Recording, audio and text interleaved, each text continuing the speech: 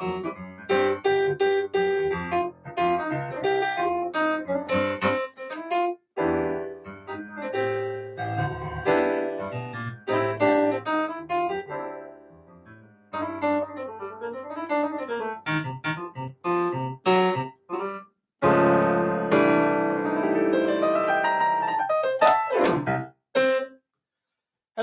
welcome to my first live stream. Does it sound alright? Let me know if it doesn't sound any good on the live stream. Let me know if it's too noisy, too quiet. But anyway, I'm going to be playing some piano tunes for you, and I'll take requests if I know them, and I'll be answering questions for you. So stick any questions you can. I've got my laptop over here. That's what I'm looking at over here. People are just saying it sounds great. That's good. But yeah, post questions in the comments. And someone mentioned something Radiohead. Favorite Radiohead album in Rainbows. Karma Police. Do I know Baker Street? I'll play a Radiohead one. See if you can guess which one this is.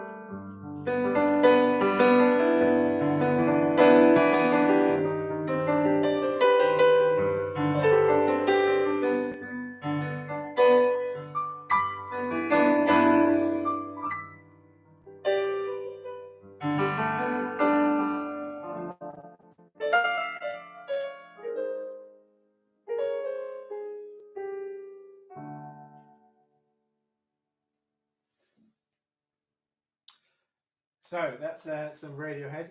David Defenderfer. Hello, David. Who else is here? Daydreaming. That's a good choice. In My Life, The Beatles. Please, can you analyze Claire de Lune? That's quite a mission, but I'll bear that in mind. It'll probably take me a while to put that together. I won't be analysing that right now. Oh my goodness, these are going past so fast. What is your favourite chord? That's a good question. Who was that? Oscar. Favorite chord? Well, I've always really liked. Imagine just a normal C major chord, for example, and imagine if you add the D in, that sort of thing. So it's a major chord with an added second. I think I read somewhere that that's sometimes called a mu chord. I think that's something that Steely Dan calls it, but yeah, just a major chord with a second degree added into it.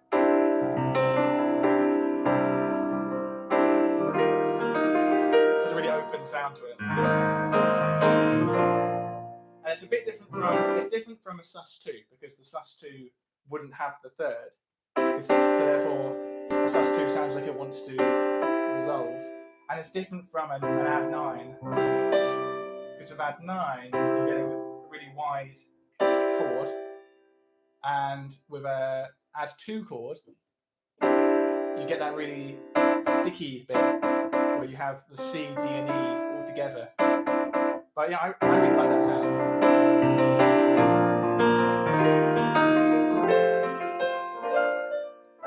Yeah, favorite chord. What else have we got? Add2 and add9 are the same chord, but add9 is used more. Yeah, that's not how I see it. I see add9 is different because it has different intervals in it. And after all, a chord is just intervals stacked. So that's an add9. And you have that wide perfect fifth at the top. But add2 is really dense. That's the chord I was talking about, my favourite chord. Where you have tone, and then a minor third. Really dense, rather than the add9, we have major third, minor third, perfect fifth. So they are different chords. They may be the same notes if you sort of just think about them alphabetically, but interval-wise, they're different. What else have we got? Jazzy Flight of the Bumblebee. I'm not going to attempt that. Carpenters. I wonder if the reason you said Carpenters, Dallas Smith, is because that chord that I was playing is the first chord in Close to You.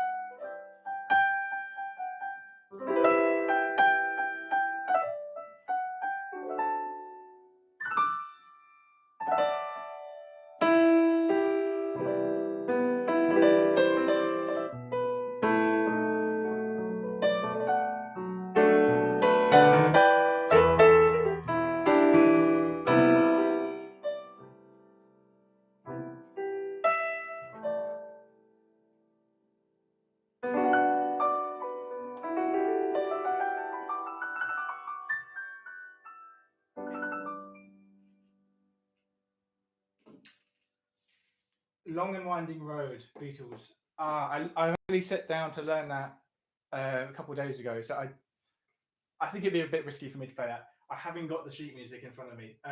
What else we got? Why don't perfect cadences resolve as nicely in minor? And that's asked by Bevan. That's a good question. So a perfect cadence, in case you're unaware, is a move from the fifth chord of the key to the root, the first chord in the key. So if we're in C, if you move from G, ideally G7, that's how it works best, G7. Have a big G7 like this. It really wants to resolve to C. That's a perfect cadence. Perfect cadence. Now, it works really, really satisfyingly because all of the tension in this chord, G7, is resolved when we move to the C.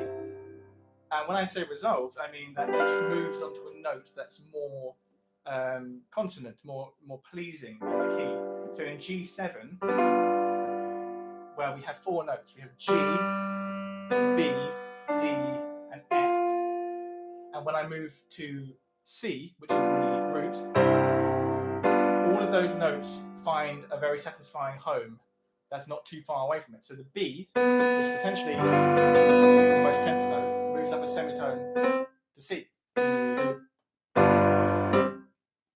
The D moves up to E. The F resolves down to E, or you could say it goes up to G. And the G that was in the G7 chord, well, that's in C anyway, so that doesn't need to go anywhere. So there's a few different ways of looking at how it resolves, but the bottom line is that it does resolve, and it resolves really nicely. But your question was why the minor chord doesn't resolve quite as nicely. I think the perfect cadence for G7, that's C minor. The perfect cadence in minor still works, very much so. Perhaps it's slightly less satisfying than the major chord. And I guess the reason why would be when we're on the G7, I mentioned that the B was a tense note and goes up to C, and that still happens with the C minor. But I think the reason it's different, Bevan, is that the F at the top of the G7 doesn't get to resolve down to E, like in the major chord. It instead has to resolve down to E flat. And that interval is now twice as large. It was a minor second semitone. And instead now is a tone, major. So yeah, they're both, but the thing is they're both really, really satisfying. Perfect cadence in major or minor. It's your bread and butter of resolving the piece of music or changing the key or whatever. It's super functional. But yeah, I see what you mean. Major's the more satisfying of the two. So hopefully that answers your question. Delia Smith, Bennett or Bruce? Are you talking about David Bruce? I won't say too much about. I don't know. Actually, I don't really know what you're saying. But what I will say is that although it hasn't been announced yet, me and David Bruce might be doing a collaboration soon. I don't know how soon is, but the wheels are moving with it, and I'm very excited about that because David Bruce was actually very helpful when I first started my channel 2 years ago. He gave me a lot of advice about how to get it off the ground and how to put my videos together. So I feel very much indebted to him, and I'm excited to do some work with him. So yeah, look out for that. And if you don't follow David Bruce as well, he's a YouTuber, and he is more importantly a very successful classical composer. So his channel is all about classical music and the world of composing. So it's chock-a-block with really interesting videos. So check that out at some point. What else are you guys saying? David Bruce is a beast. Yes, I agree, David. Defender. Billy Joel. Can you play the lick? I almost don't want to. Oh, I've got it wrong. Maybe I'll slip it into the next song. I probably have to pay Adam Neely some royalties for that now. Your opinion on Billie Eilish's songs? That's an interesting question. So I've done a couple of videos where I've used Billie Eilish as examples. I used Bad Guy and I used Bury a Friend. And every time I do that, I get loads of comments either saying that they hate her or that they love her or something like that. It's always really extreme. No one just thinks she's all right. But I can see why some people don't like her. I think I guess you could say from a marketing point of view.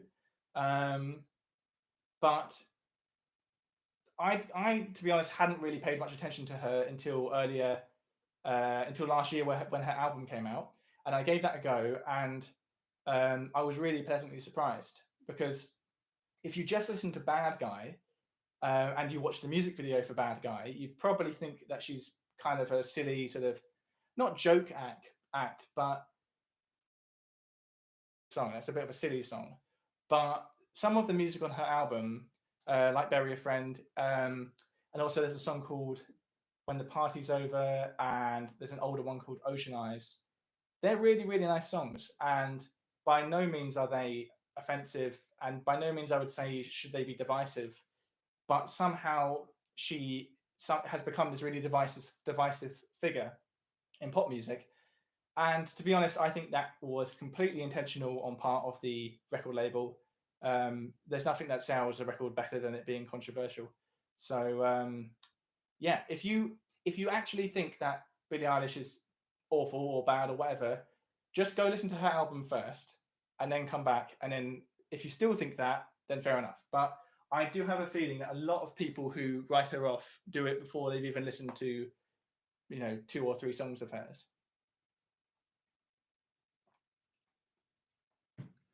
Okay, let's have a look at what you're asking for. Errol Gardner, Max Conti.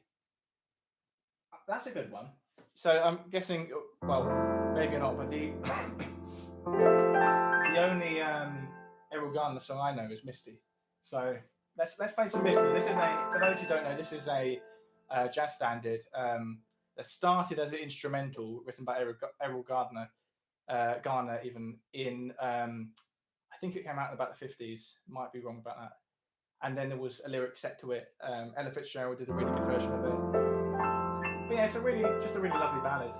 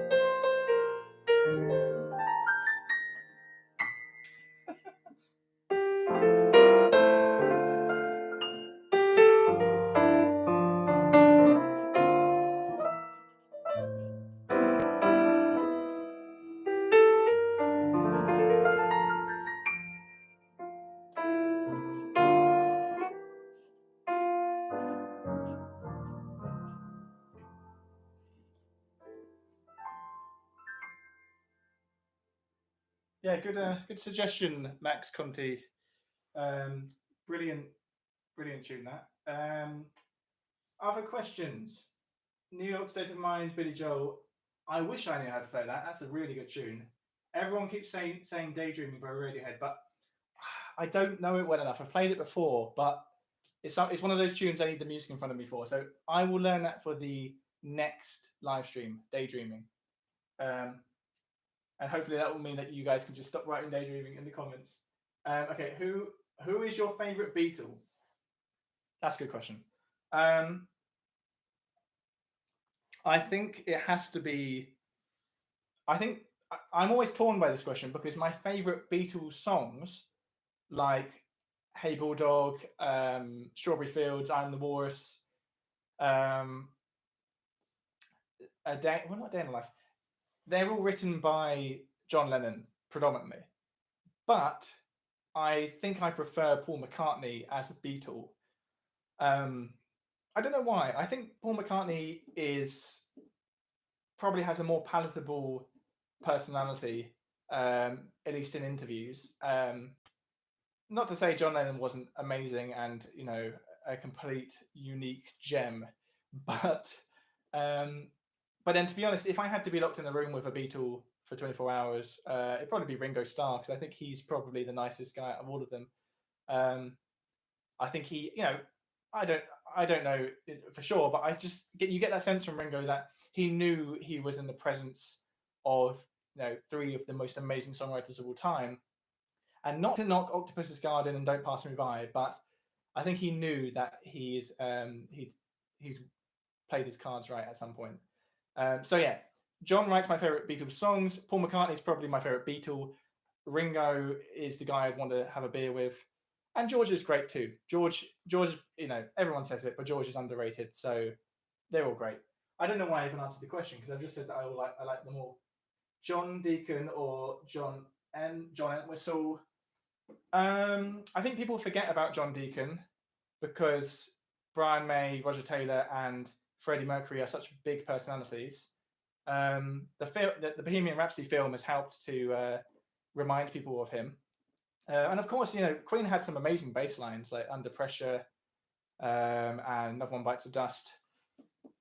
And John actually I think John Deacon wrote You're My Best Friend, which is one of Queen's best songs. But anyway, John Entwistle was also amazing. If you listen to the bass playing on tunes like My Generation, he plays it like it's a guitar.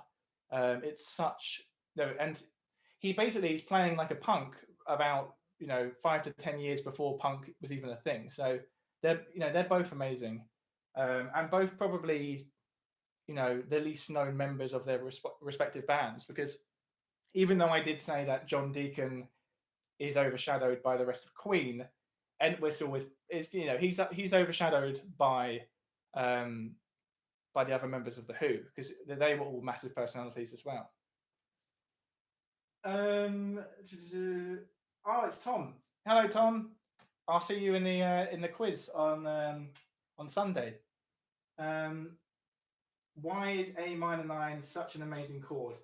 I didn't see who asked that question, by the way, because it just went off the top. But why is A minor 9 such an amazing chord? Wait, A minor 9, not A minor 9.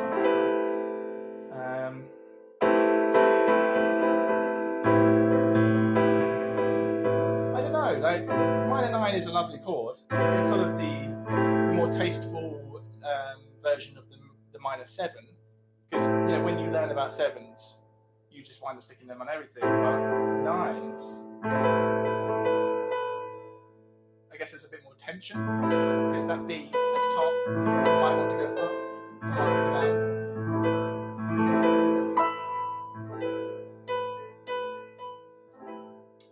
I think just 9s in general, I think you don't hear them enough, particularly in guitar-based music. On piano-based music, it's quite easy to, even if you don't know much about theory, you can easily just cram a B on top of a minor 7 chord and you've got yourself a minor 9 chord.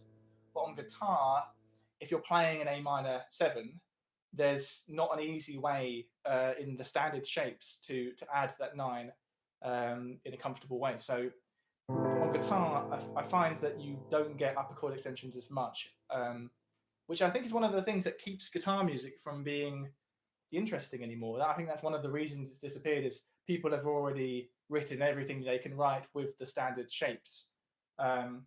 Maybe if people started writing with some slightly less standard shapes of guitar, you'd see some more guitar music in the charts.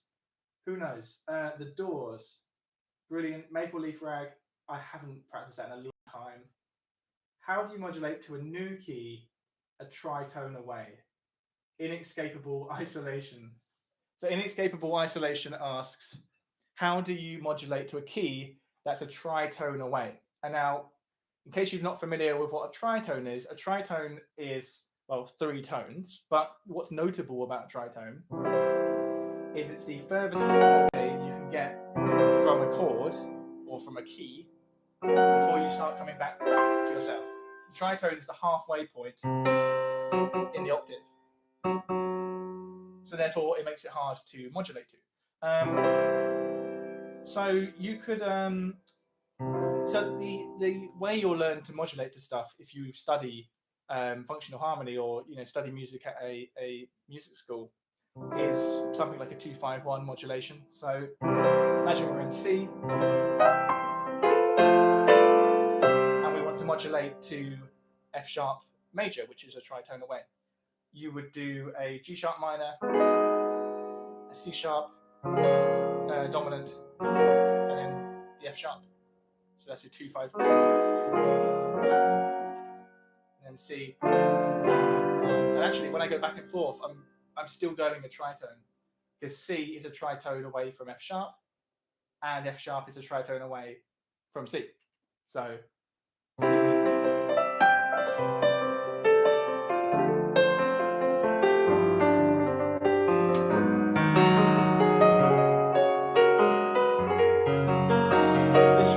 Here there where I changed key, it's never going to sound super smooth doing it as a 2-5-1. You could do it as a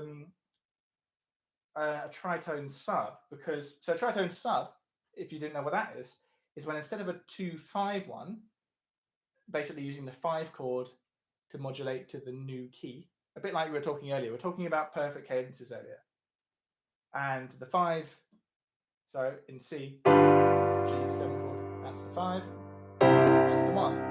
And that's kind of how you normally change key. So if I did a 5 in F sharp, it takes me to F sharp. So if I was in C, C chord,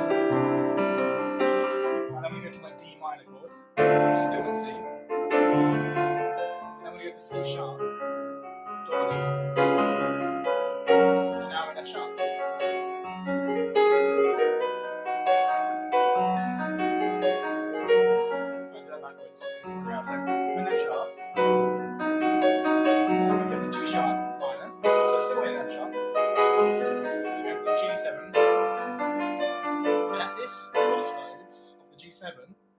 I can either go back to F sharp, it sounds nice and complete, or I can go to C, and I've changed key.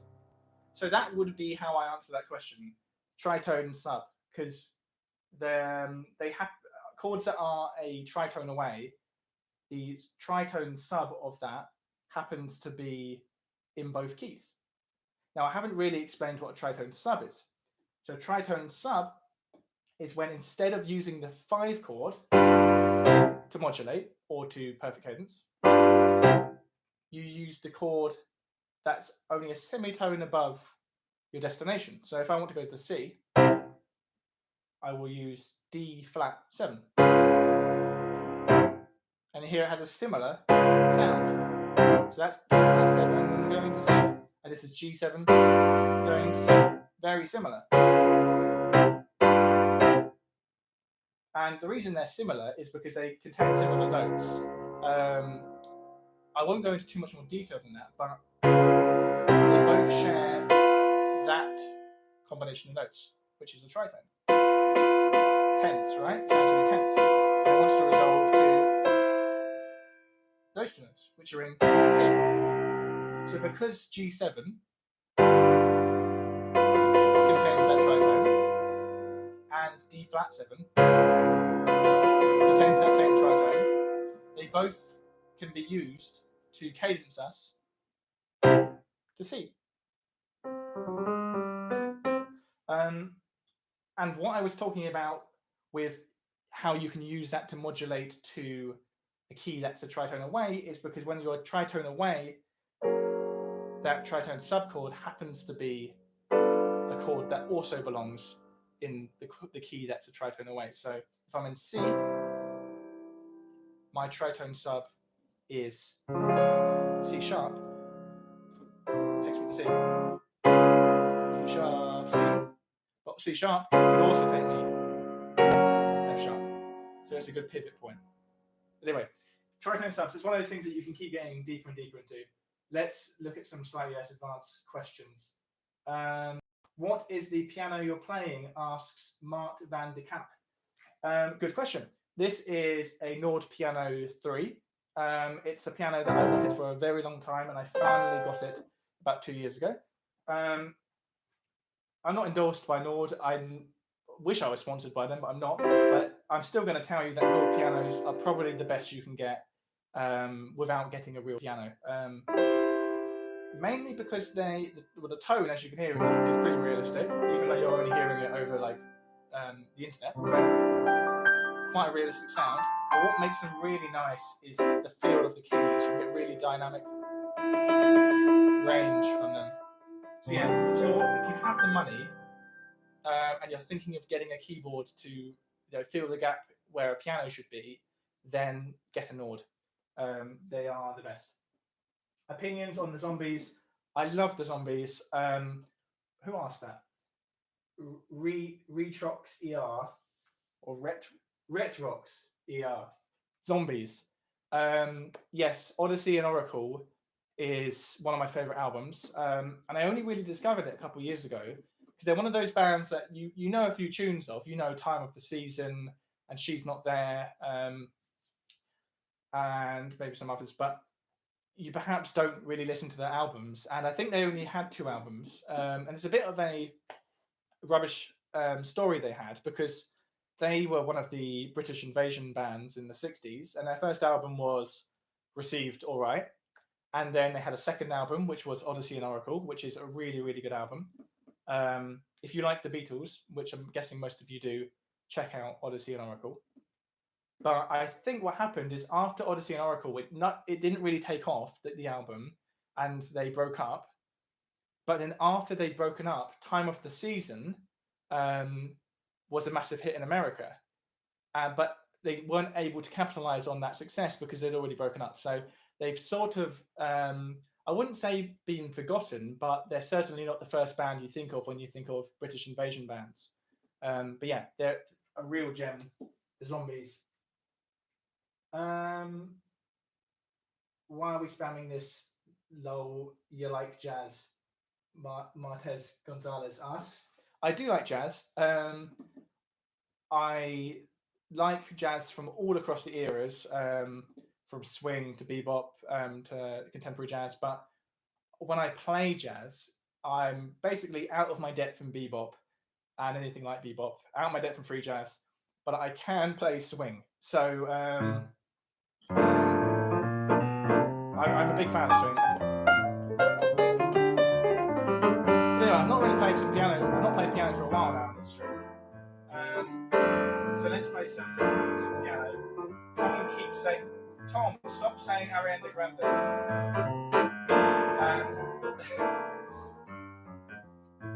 I'm going to play some swing. This is Anything Goes by Conti.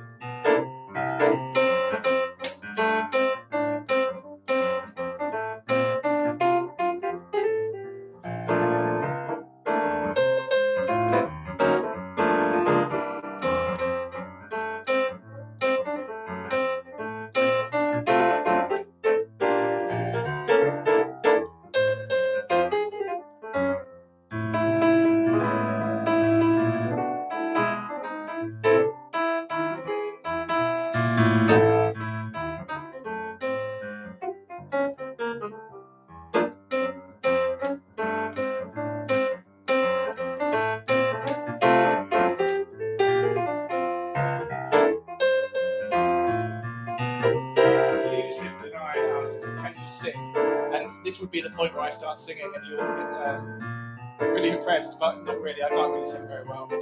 I can sing within a certain style, I would say. Maybe I might be able to cut it as a folk singer, but no, I can't sing.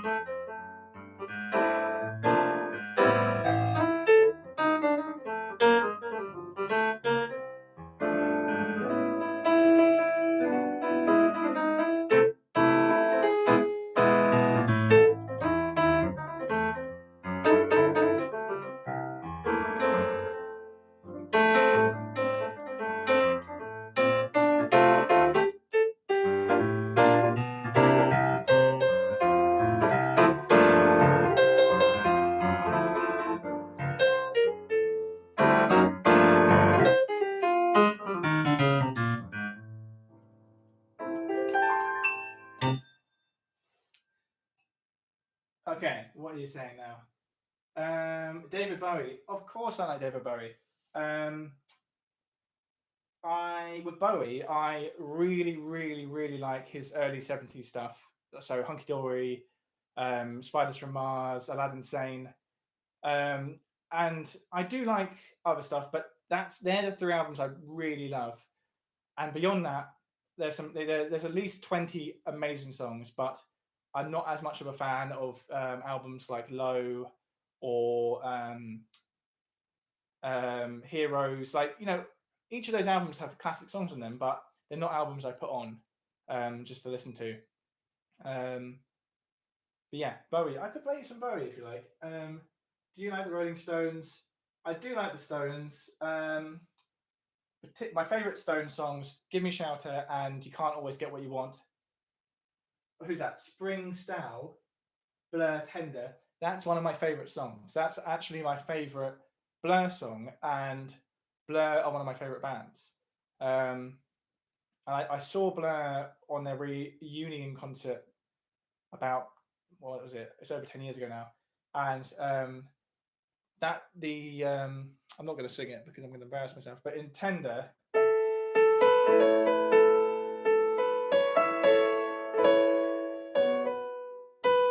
that vocal chant, when they stopped playing when they stopped playing Tender, the crowd just kept singing that on a loop. And even when they tried starting another song, the crowd was still going.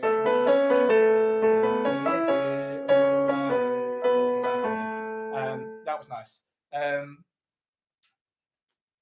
I think Blur are quite an underrated band as well, actually. I think they're becoming one of those bands where, as time passes, people only really remember them for their hits.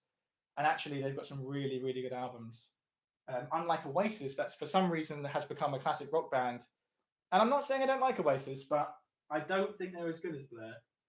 Someone keeps asking Prince or Michael Jackson. I think there's only one politically correct answer there. I'm not going to answer it. Clocks by Coldplay, please. Can I do Clocks? Clocks is one of those songs that I should know, but.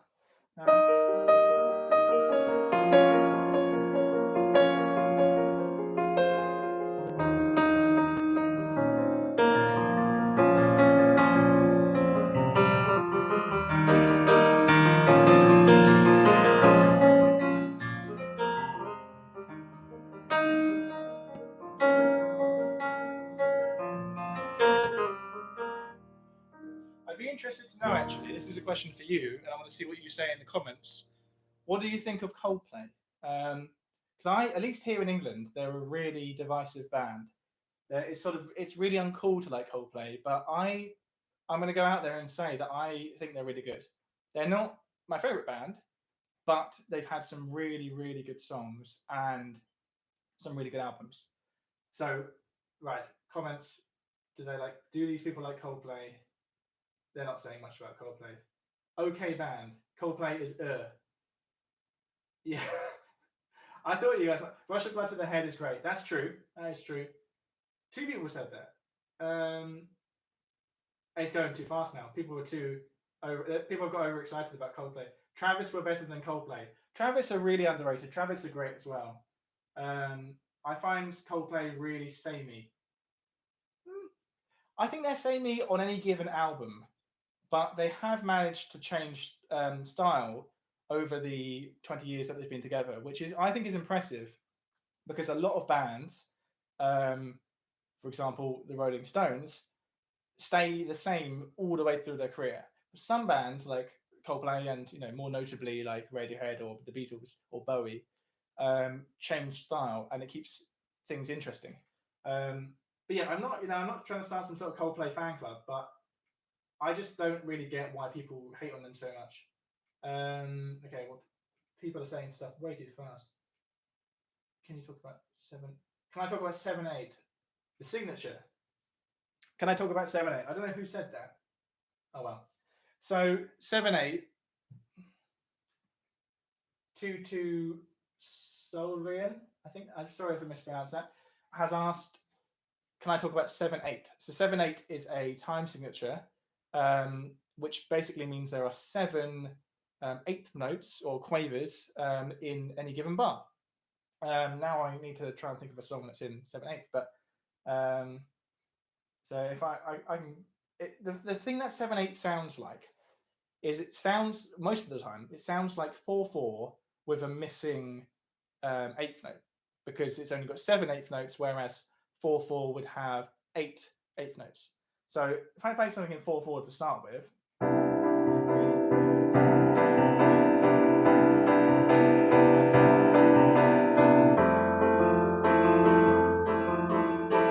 so this is in 4/4, and then if I play something in 7/8,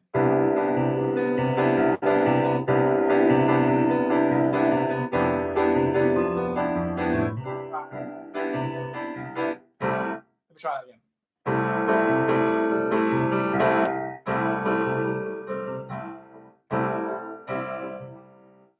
I'm buggering that up. I've got 4/4 so stuck in my head that I can't do 7/8. Give me a second.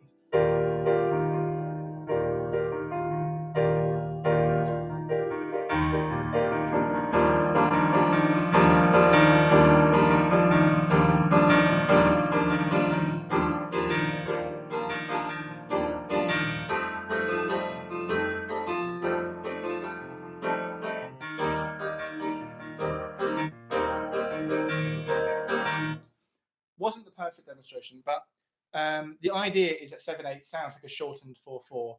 The problem is, I find it very hard to count signatures as I play. So I couldn't, as I was playing, I was trying to make sure I was in 7/8, and then every time I thought too much about it, it all went wrong. So that's another lesson with signatures: don't overthink them, just play. Canada says, Sophie, let's play. Why an augmented chord sounds tense, though being a sharp of the 5th? Asked by Gigabyte. So an augmented chord is a major chord, but the top note has been raised by a semitone, and it sounds quite tense. And I think I know what you mean when you ask why it sounds tense, because an augmented chord is 2 major thirds stacked on top of one another. And major thirds are usually considered really pleasing. They sound really consonant. They sound really nice. But it's the contrast of 2 major thirds that is what causes the tension. Although I would say it's not as tense as some other typically tense chords, like a diminished chord, which is 2 minor thirds stacked on top of each other. I think it's more tense. But the main reason that a chord is tense, whether it's augmented or any other chord, is that it needs to resolve somewhere. So C augmented, for example, will probably want to resolve to F.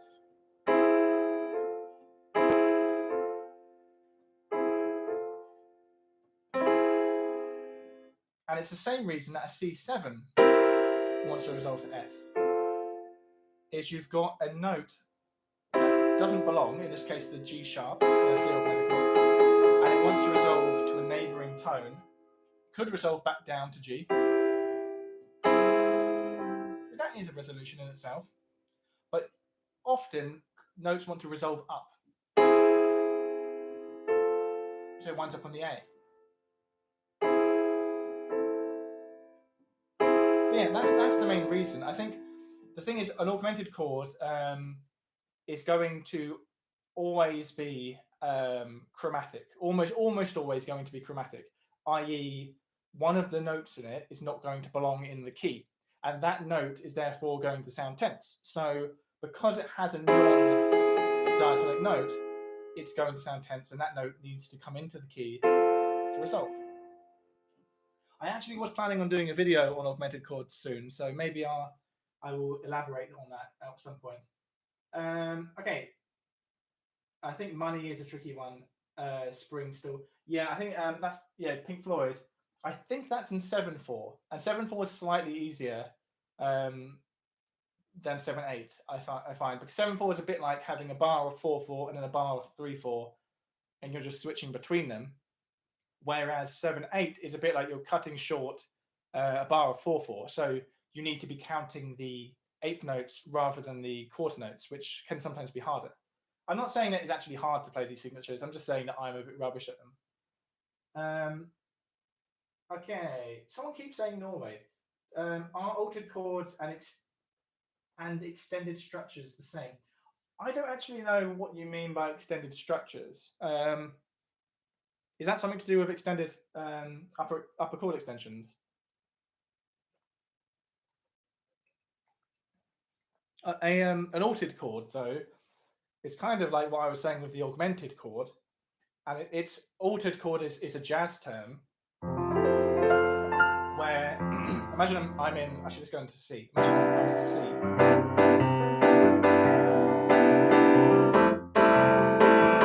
And then when I go to the G, normally you do a G7, and you want to resolve to C. G7 resolves to C. An altered chord is when you alter some of the notes in that G7 by making them a little bit flat, a little bit sharp, and that increases the tension. So it makes it a more tense version of a G7. So if I'm going to imagine I've got G7, I can add flat 9. And that really wants to resolve. So it's like a super resolution. And you can add loads of tensions. I think a common one is adding the raised fifth. So that's the augmented chord. So rather than using a G7, I'm using a G augmented, and then let's stick my flat 9 on top of that as well, and my 7, and that's really tense, which makes the resolution that much more satisfying. So that's kind of what an altered chord is. But the interesting thing about an altered chord is, whereas with most chord names, it is telling you to play a precise selection of notes. So if it says C minor 7, you more or less need to play a C, an E flat, a G, and a B flat. But an altered chord is leaving it open to interpretation. It's saying play some sort of dominant chord with some tensions thrown in. And you can kind of tell from that it comes from the world of jazz, where the chords are there as something to interpret rather than something to abide by strictly. Yeah, altered chords. I'm not really sure what the upper construct thing was, but that's fine. Wonderwall, the dude. Oh, do I need to play Wonderwall? David Defender. Maybe you should add a moderator, David. You could do that if you want, David, but I don't think it will help. It doesn't matter if it's live or if it's. It doesn't matter if it's in person or if it's on the internet. If you're playing music live, people will request Wonderwall. I haven't really played it on as a solo piano piece before.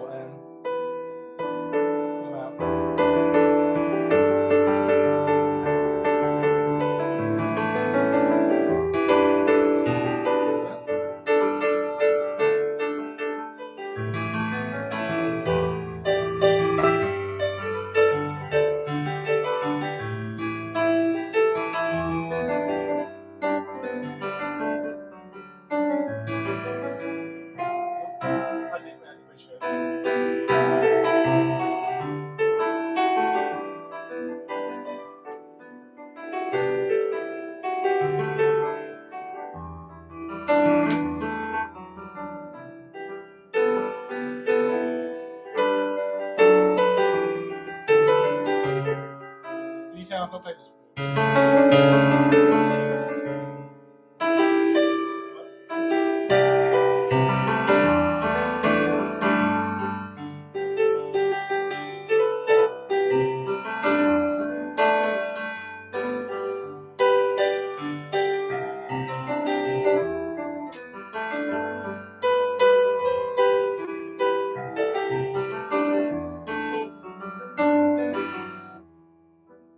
That will do for Wonderwall. I'm sure it won't be the last time I must play that. Okay, do you play any other instruments? What do you think of Creedence Clearwater Revival and the Kinks? Asks James H. Instruments. Keyboard, obviously, that's my main instrument. But I actually started learning keyboard and guitar at the same time. And then when I went to uni, I would say when I went to uni, I was sort of keyboard was just about my main instrument and guitar was just behind it. But I soon realized that everybody and their nan played guitar at uni, but nobody played keys. So I quickly wound up on the keys. Like anytime we had a jam or in a lesson when someone needed to play keys, I would always wind up on the keys. And then through that, really, I wound up being a keys player because people knew me as a keys player. And I got better. I got better and better at keys, and guitar kind of stayed where it was. So over the years, I've really got into the keys, but guitar and by extension bass are instruments that I play, and I have played them live, and I played them in, particularly bass, I've played in a professional capacity before, but I often describe myself as somebody who owns a bass, not a bassist.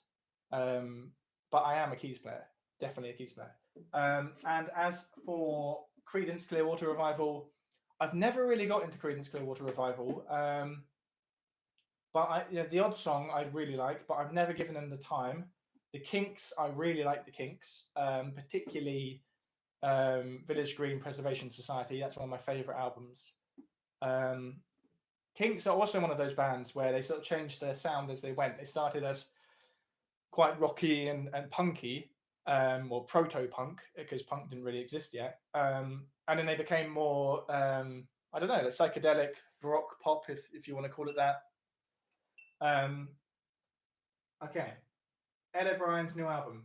I didn't know he had an album actually. I've never ever listened to Ed O'Brien's solo work, so I should check that out. Actually, that's a good idea. Tom's trying to get me 200 likes. How many have I got? I've got 200. Brilliant. Thank you, Tom. Thank you for doing that. Yes, 200 likes. Yeah. All My Loving by the Beatles chord progression. What do you think? Jacob Hirsch. That's a good one. It's quite a jazzy progression, actually.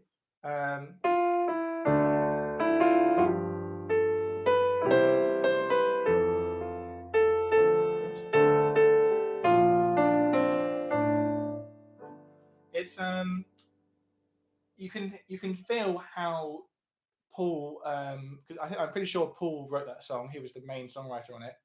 You can hear his jazz upbringing because his dad was a big lover of jazz, and the reason I say you can see the jazz in All My Loving,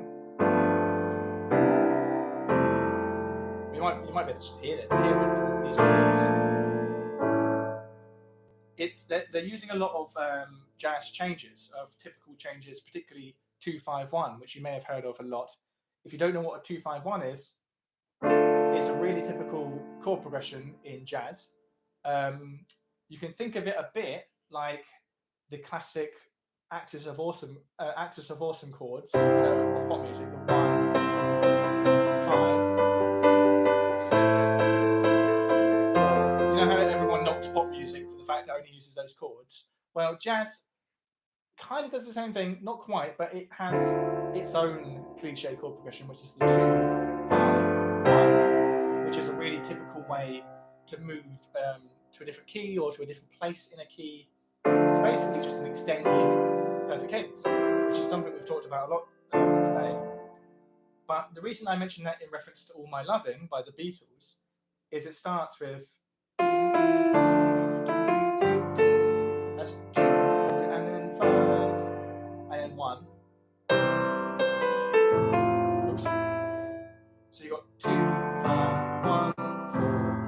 Quite jazzy so far. And then back to 2, and this time it goes to B flat, which as you can hear isn't really in the key, which is a really nice change, and that also adds to that sort of jazzy element to it, sort of drawing from the Mixolydian mode instead.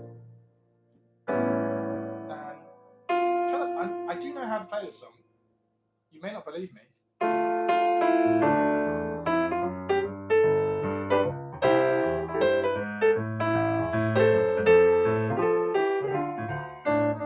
So you can hear how it really lends itself to a jazz setting.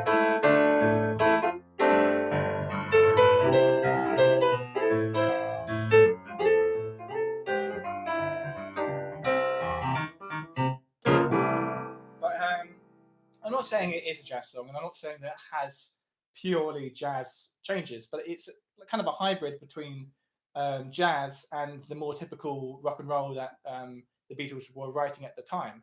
So you can kind of hear how Paul's influences from his dad and his influences from the music that he listened to blended into a chord progression. What else we got going on?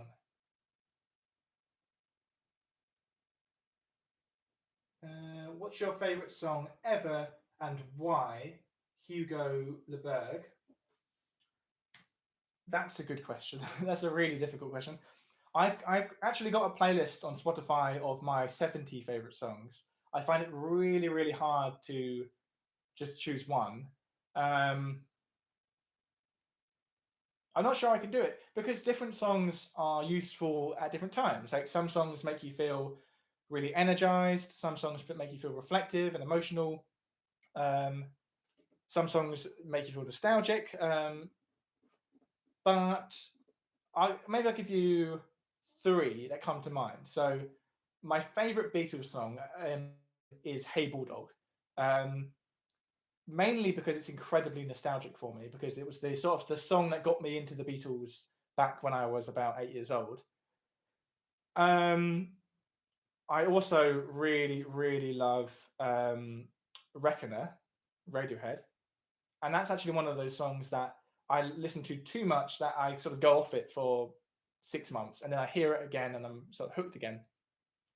And a bit of a wild card, I really, really love Wichita Lineman by Glenn Campbell. I think that is not only a beautiful cinematic instrumental arrangement of a song, but the lyrics are just it's such an original story, such an original heartbreaking story of this guy working out in the open plains, fixing the telephone lines, hence Wichita Lineman. And you hear his thoughts and how and him reflecting on on the person he misses. It's just a really original way to write a love song, and there's an absolutely brilliant lyric in it, which is I need you more than I want you, and I want you for all time. Great lyric. Yeah, Wichita Lineman. What else are people saying? Can you play Running Man, please? You know what it's called.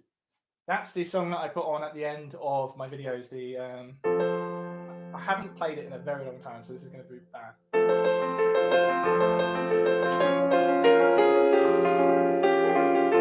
The reason I don't know how to play it very well is because that was actually an improvisation that I wrote. Well, I say wrote. I improvised it a couple of years ago.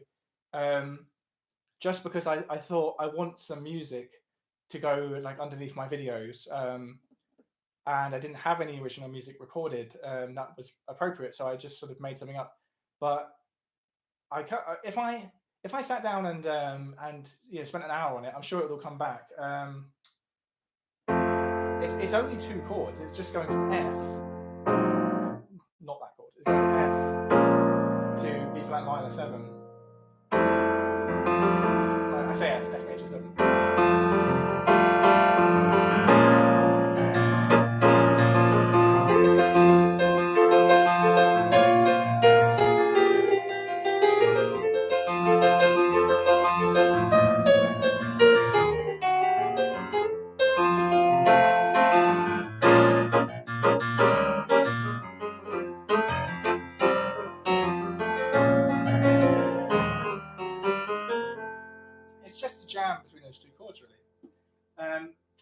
Maybe I need to learn that properly. What have we got? Favorite mode. Favorite mode. Good question. Mixolydian is my favorite mode. It's just like major, so a bit more mystical, a bit more folky, a bit more reflective. And the good thing about Mixolydian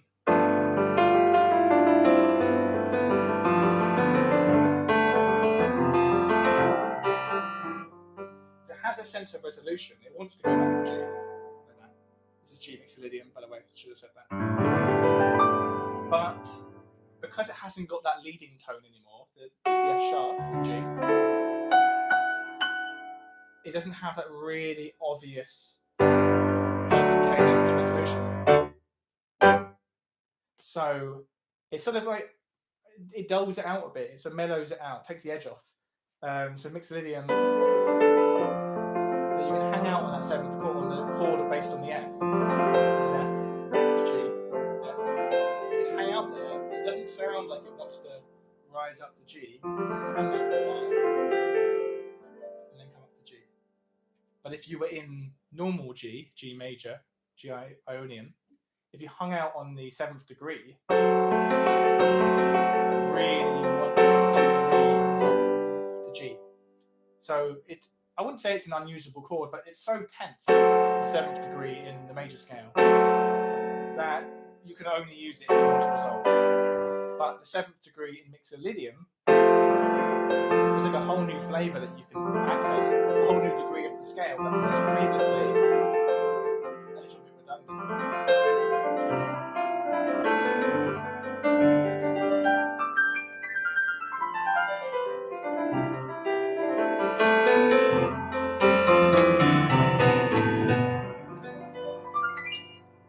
Yeah, Mixolydian, my favourite mode.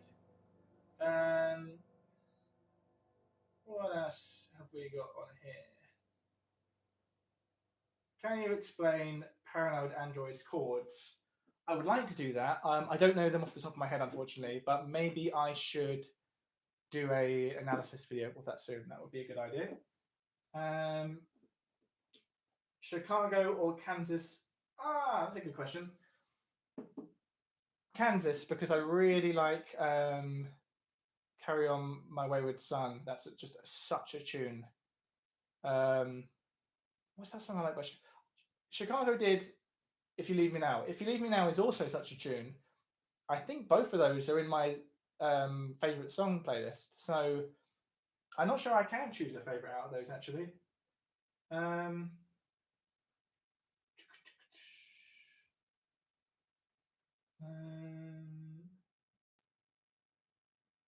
Favourite Radiohead album, Tahir Hussein. Okay.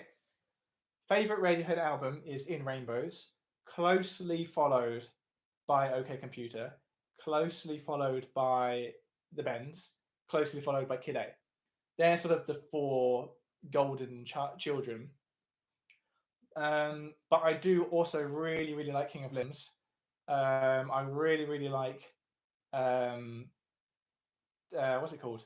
Moonshaped Pool. I wanted to call it Daydreaming, but Moonshaped Pool. And then Amnesiac I like as well. Amnesiac I find is sort of the part 2 of Kid A. It's like the sequel, which means it's got a hard act to follow. But Amnesiac has got Pyramid Song on it, which is one of my favorite tunes. So that carries that album. Am I missing any albums? Pablo Honey. I think you'd all agree that Pablo Honey is sort of in a different class when it comes to Radiohead albums. It was sort of before they found their feet. Creep is obviously a classic, but I think my favorite song on Pablo Honey is actually Anyone Can Play Guitar. That's a really good tune. So yeah, In Rainbows. I know you didn't ask for all of them, but I gave you all of them. Will you ever do merch? I don't know. I don't know if merch is really something people would want from me. I don't know. Maybe they do. I'm not sure what I would have made, actually. Maybe if Nord could endorse me, then maybe I could get like a signature Nord. That would be my merch. Maybe I could get it in a different color. thoughts on the band REM? I really like REM. I'm always blown away by how varied their music is. Um, like they don't seem to have a consistent style. Like it's all over the shop. Um, but I do really love some of their tunes. Everybody Hurts, um, obviously a classic. Shiny Happy People. Losing My Religion is my favorite REM song. The End of the World as I Know It. That's a really good tune. Listening to Pyramid Song now. I wish you much success in your life. God bless you. Thank you, the fisherman. Okay, I'm gonna play a tune. Um, what tune should I play for you guys? I'm gonna play you With a Little Help from My Friends by the Beatles.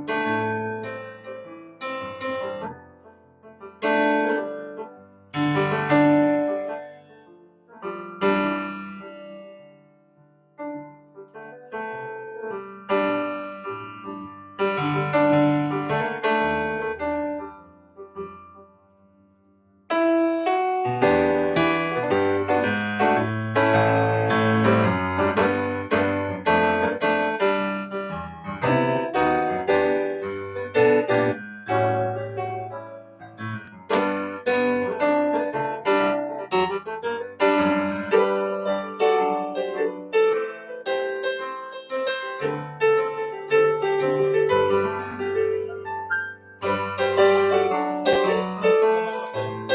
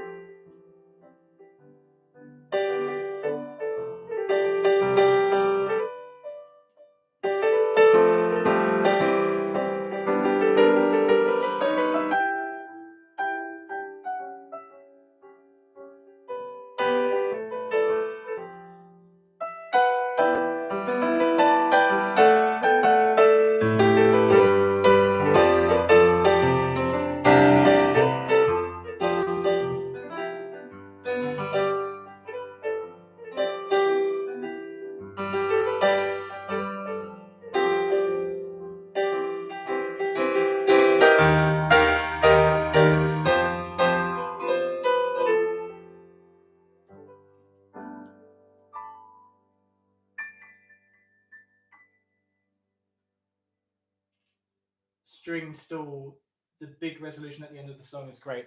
That is great. Uh,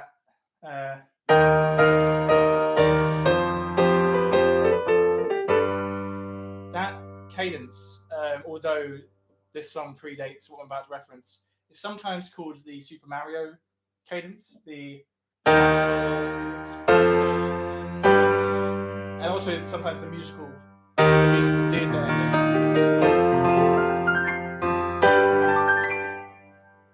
And if you've ever listened to She's Electric by Oasis, they literally lift that ending from With a Little Help from My Friends and stick it at the end of She's Electric, which is the most blatant time that they ever referenced the Beatles. But you probably already knew that because I did it in the video.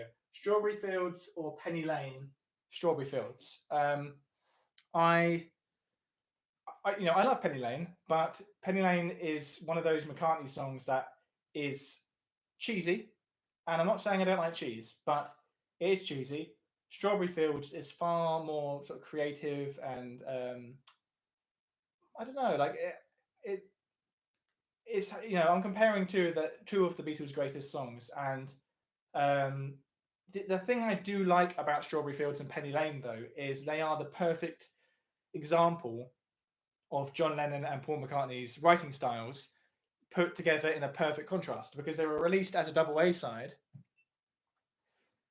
and obviously written around the same period. So you get a really good comparison of what Paul liked to do in his music and what John liked to do in his music. And in Penny Lane, you get quite a old-fashioned, nostalgic sort of sound, sort of harking back to older music. Once again, his jazz inspiration from his dad's music. And with John, you get slightly more experimental type of music with quite psychedelic and sort of symbolic lyrics. Whereas Penny Lane, although obviously not written as a literal lyric, has more of a story to it. You can follow the narrative in Penny Lane, but Strawberry Fields is a far more sort of psychedelic sort of song. But yeah, Strawberry Fields is my favorite. I'm not sure about you guys. What's that say? Bohemian Rhapsody, please. Genius the musician. Bohemian Rhapsody. I thought someone might ask for Bohemian Rhapsody. I actually learned it a few years ago for a Christmas party sing-along. And it was a good excuse to learn it, because it's like learning 5 different songs, and they're not easy songs. So learning 5 songs, stitching them all together, that's hard enough.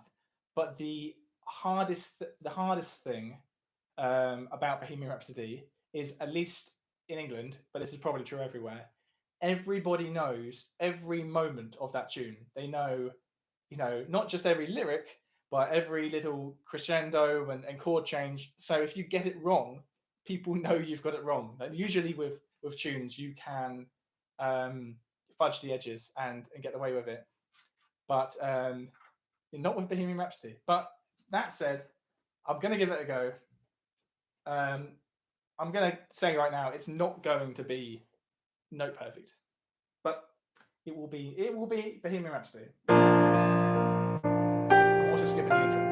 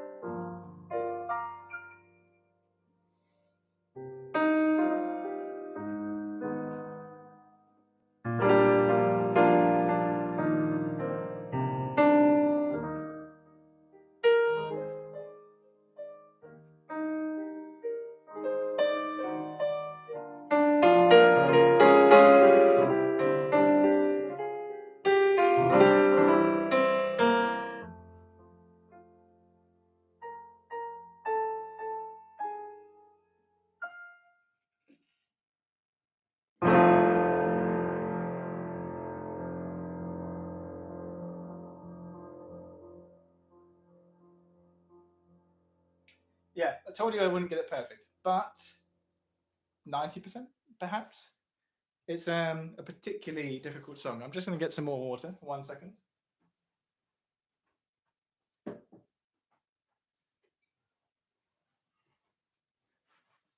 Talking nonsense for an hour and 20 minutes requires some hydration. Okay, more questions. Elvis Presley or Jimi Hendrix? Asks Speeder Broman. Hendrix. Elvis is great. I really like Elvis. He has loads of great tunes, and he's an incredibly important person when it comes to the history of rock and roll. But I don't really listen to his music. Hendrix, on the other hand, he's not my favorite artist, but maybe 10 of his songs I regard as some of my favorite songs of all time. Particularly All Along the Watchtower. Obviously, I know that's Bob Dylan, but Hendrix's arrangement of that is, mind-blowing. Spanish Castle Magic, that's one of my favorites of his. Wind Cries Mary, If 6 Was 9, Manic Depression, Crosstown Traffic. Hendrix has just got Hendrix is more my style, but Hendrix and Elvis are both incredibly important to the story of rock and roll for different reasons. How do you train your ear? Justin Eve. How do you train your ear? That's a good question. So ear training is when you improve your ability to recognize intervals, recognize chords by ear without any reference, or at least with very minimal reference. Which and it's incredibly useful, as you can imagine, to be able to hear what the notes of something are. It's a bit different from what people call perfect pitch, which is when you can actually hear exactly what note it is. So you would hear that as a C. But if you have a trained ear, you probably have what's called relative pitch, which means if I play this C, you know what this note is above it. Does anyone know what that is? Is anyone going to put in the comments what that note is? This is C. What's that note? Anyone? Maybe there's lag. Yeah, G. Peter Foy got it. Adrian, I'm sorry, it's not an F. That's an F, but that was very close. Peter Foy, is it Foy? Peter Foy, G. Here they come. Everyone's saying G now. I guess there was just some lag there, because at first I thought no one knew it, and now they're bloody spamming the comments of G. But your question was how you improve your ear training, or how do you train your ear? And what I just did there, you get somebody to test you, and you get someone to play intervals and see if you can recognize what they are. Because they do have a distinctive sound. Like in the same way that you can recognize a melody, you know what that melody is. That's just a bunch of intervals. So if you play a very, very simple melody, it's just an interval, right? Just one interval.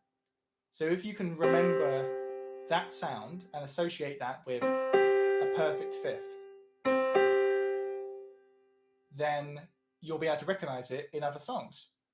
And then when you're listening to a tune, or trying to work out a tune, or improvising, or writing, or there's so many contexts in which this is useful, you'll be able to hear what that interval was. And one of the common methods for helping you with that, helping you remember what each interval sounds like, is associating it with a famous tune. So you'll hear the first two notes, and then you think, oh, that sounds a bit like the beginning of Star Wars. That's one of the common methods, is choosing an interval, choosing a song to help you remember each interval. So that's an octave, C to C. And most people use Somewhere Over the Rainbow to help them remember that. Because it's a really distinctive sound, and if you can associate it with Somewhere Over the Rainbow, and you can remember that that is an octave, then you kind of got a little cheat to help you hear an octave. And what generally happens is people start with intervals, and then might move on to chords, because chords are basically just a bunch of intervals. And then you get denser and denser, and ultimately it's a combination of doing very clinical, sterile revision like that when people test you, combined with listening to lots of music, playing lots of music, so you actually have practical experience with playing those intervals, and also just learning as many songs as you can, because then you have more and more examples. So if you hear a song and you think, oh, I think I recognize that interval from Star Wars, or let's think of another example. I can't think of an example. If you that's the beginning of Lady is a Tramp. And because I know that inside out, that song, if someone played me that, my brain might go, oh, that's do do do do do do. And because I know that Lady is a Tramp begins like that, then that will help me work out what that interval was. So although that wasn't the best demonstration, the idea is if you can increase your repertoire of songs that you know how to play, then you have more things to reference what you're hearing against. But yeah, it's as with anything in music and most things in life, it's just practice, practice, practice. Okay, please play the Simpsons theme tune. I'd like to. I don't know how to play it. How's it go?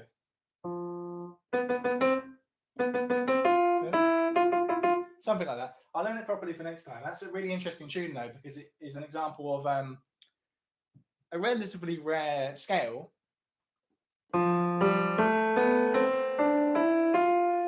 F Lydian. Well, actually, at times that song uses F Lydian dominant, but either way, Lydian scales are fairly rare. Lydian dominant even more so. So the fact that you hear such an exotic scale in the context of a mainstream TV show theme is quite interesting. So maybe I should analyze the Simpsons theme at some point. Have you written something of your own? Asks Steve VC. I have. I've done quite a lot of composing and songwriting in different contexts over the years. Around the time that I started this YouTube channel 2 years ago, I'd actually kind of fallen out of love with writing my own music, but recently I've very much come back into it. And I've been writing for years. Writing is what got me into music in the first place. But I've fallen in and out of love with it. But I am planning on releasing some original music quite soon, really. I'm going to start with a 3 or 4 song EP, which will be on Spotify, and then kind of go from there, really. Eventually, I'd love to release an album. And of course, I'd quite like to do some sort of music video. I don't know what to do for that. I don't know whether it should be typical sort of narrative style or something animated, or I don't know. But yeah, I do write music, and hopefully soon you'll hear some more of that. Otis Neems, hey David, you swear word rock my man, love your channel. Yes, thank you very much. David Bowie, someone says, what about Rhapsody in Blue? I can't play Rhapsody in Blue. I'm afraid. An amazing piece of music. I used to listen to because Rhapsody in Blue is quite an odd tune, because for a tune that's so famous, it actually appears in quite a few different arrangements. So there's not like one standard arrangement of Rhapsody in Blue. Unlike the other Rhapsody we were talking about, Bohemian Rhapsody, where there is one version of that song and everyone knows it. Rhapsody in Blue, everyone knows the general melodies and different parts from that song, but the version that I knew when I was getting into music was a half an hour long arrangement of it, and I just assumed that was the version. But David Bruce actually did a video recently about Rhapsody in Blue, and he talked about the different arrangements and the history of it, because I think I'm right in thinking that it's recently entered the public domain, which means it's no longer in copyright. So that means that people can do whatever they like with it, really. So you could be seeing a lot more arrangements of it, a lot more reinterpretations of it soon. but it's an amazing tune. The Eagles. James Richardson asks the Eagles. I love the Eagles, although actually they're called Eagles, not the Eagles. Sorry to be pedantic. Of course, Hotel California I love, but I've heard it too many times. Take It Easy is my favorite Eagles tune. And I also really like Desperado, but Take It Easy. And I know that was written by Jackson Browne, but the Eagles version is, I would say, is the version. The best John Williams song, that's Laura Mitchell. Hello, Laura Mitchell, first time viewer. John Williams song. I know what yours is. Yours is E.T. What is my favorite John Williams piece? I don't know how to play it, but it's the I think it's called the Rebellion Fanfare, and it's from Star Wars. You'd recognize it if you heard it, but it's the really dramatic piece of music they play when the rebels are having a fight in space. But yeah, that's not a very good demonstration, but that's my favorite John Williams piece. Captain Nemo, Elton John.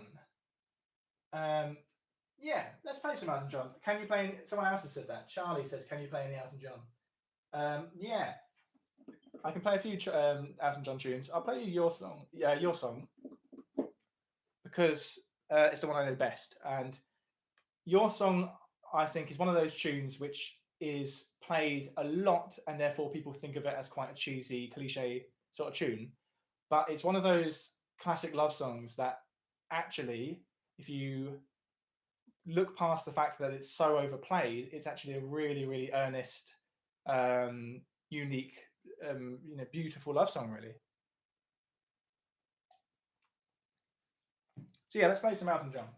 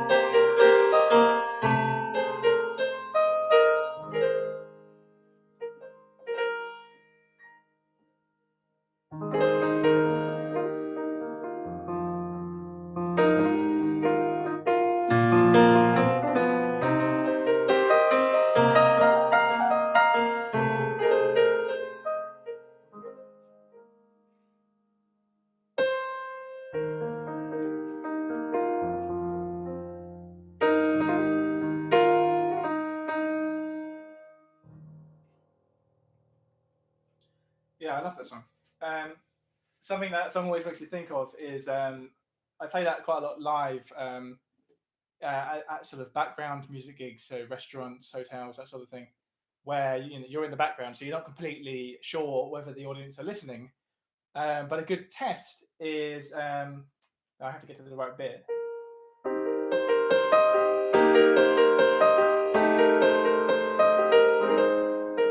If you pause there for a while, someone will start singing, so you know that they were listening.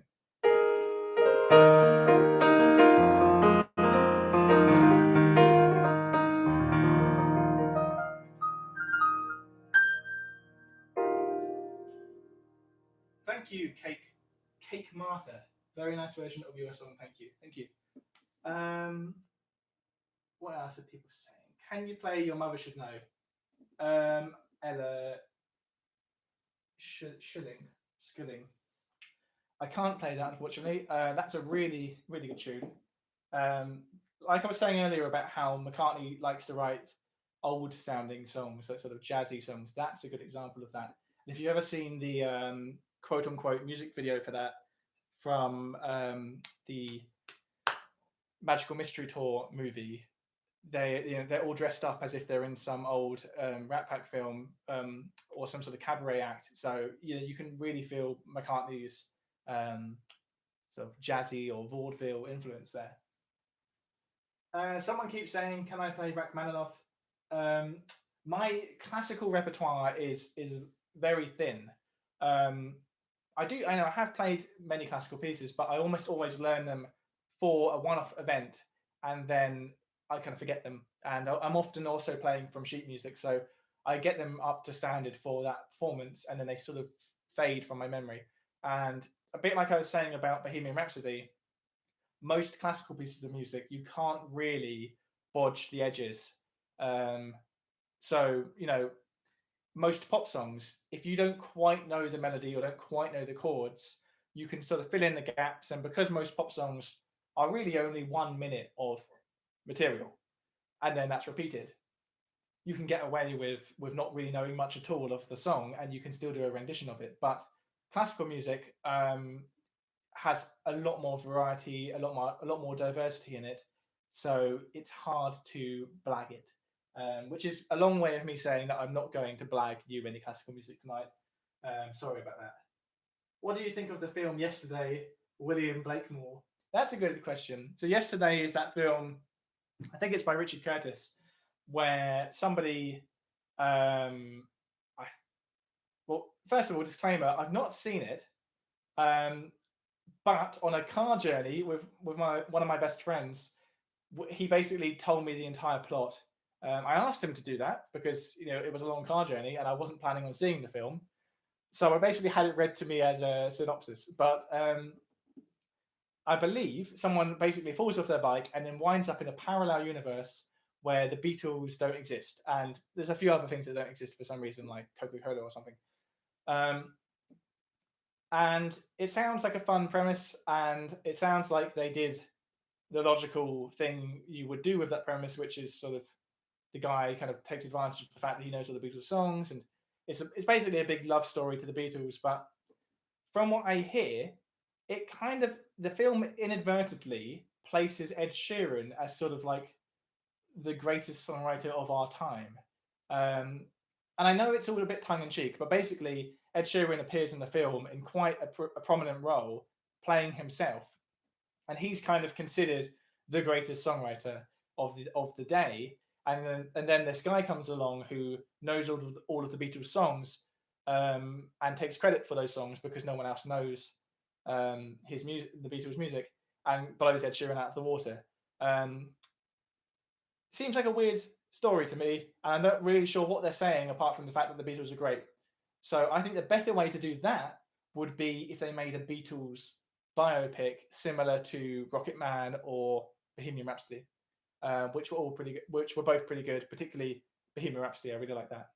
Rocket Man, I thought was good. Don't get me wrong, it was good, but I didn't like it anywhere near as much as Bohemian Rhapsody. And if they could do something like that for the Beatles, that would be good. And also do something like that for David Bowie. because that would be great. Okay, thoughts on King Gizzard and the Wizard Lizard, although you've written it backwards, by Pterodix. Pterodix asks, do I like the band King Gizzard and the Wizard Lizard? I do really like them. They have a lot of material. That's sort of one of their things, I guess, is that they're very productive, very can't remember the word for it, but they create a lot of music, and that's one of their unique selling points, I guess. But therefore, I find them a bit hit and miss, because some of their tracks I love, and some of them I think are just sort of filler.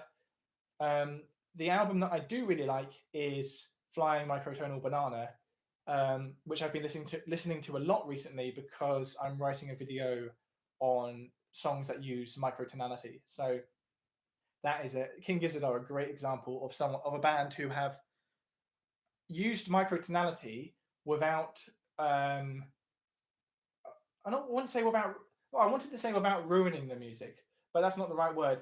Without sort of making the music too exotic. Like the music is still feels like normal rock music, but you've got that microtonal spice in there, which gives you just something a bit more interesting to listen to. But then, they are using it kind of as a novelty. For example, the fact that the album is called Flying Microtonal Banana, but maybe they chose to do that because otherwise people may not have noticed that it even had microtonal intervals, because they're relatively fleeting in the album. You could listen to big chunks of that album and not hear any microtonal intervals. But King Gizzard and the Wizard Lizard, if you've not listened to them, go check them out, because they're one of those modern rock bands that are sort of pushing rock into new territory, which I think is exactly what rock needs right now. Because we all know that rock isn't really in the charts anymore, isn't really on the radio anymore. At least where I am in England, you're hard pushed to hear a new rock song on the radio. And the days when rock bands were the biggest pop stars in the world, are quite far behind us now.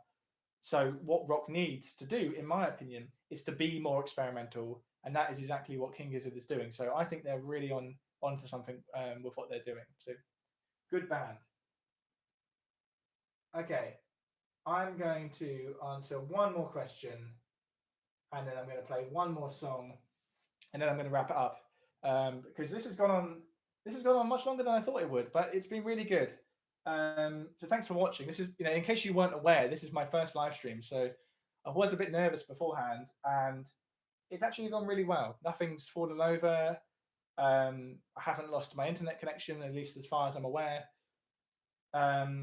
And I didn't bodge up Bohemian Rhapsody too bad. So yeah, one more question. Laura Mitchell, why not? Favorite song to play in a function band?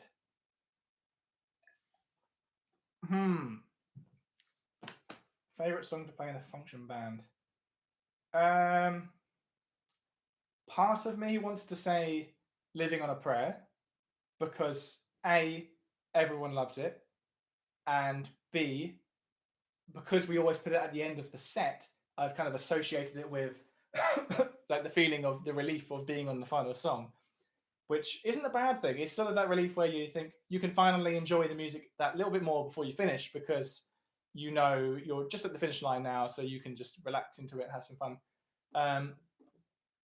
But I also really like playing I Wish by Stevie Wonder, even though I don't think the audiences really know what it is. But it's a really funky song, and it has some really cool chord changes in it, and yeah, that's a good one. I also like playing anything which I can take excessive solos on, so like Jailhouse Rock, that sort of thing, where you can just keep bluesing over it for ages, especially if Max breaks a guitar string. Okay, I'm going to play one more song and then I'm going to wrap it up. But thank you for watching. I'm definitely going to do this again at some point. So let me know. I'm not sure if you might. I don't really know how these live streams work, but if you can leave comments after the video's done, leave some suggestions for things I should do next time, songs I should learn, questions I should answer, that sort of thing. Okay, what shall I finish with? I'm going to finish with I probably should have planned what I was going to finish with, but I haven't planned it. Let's just see what happens.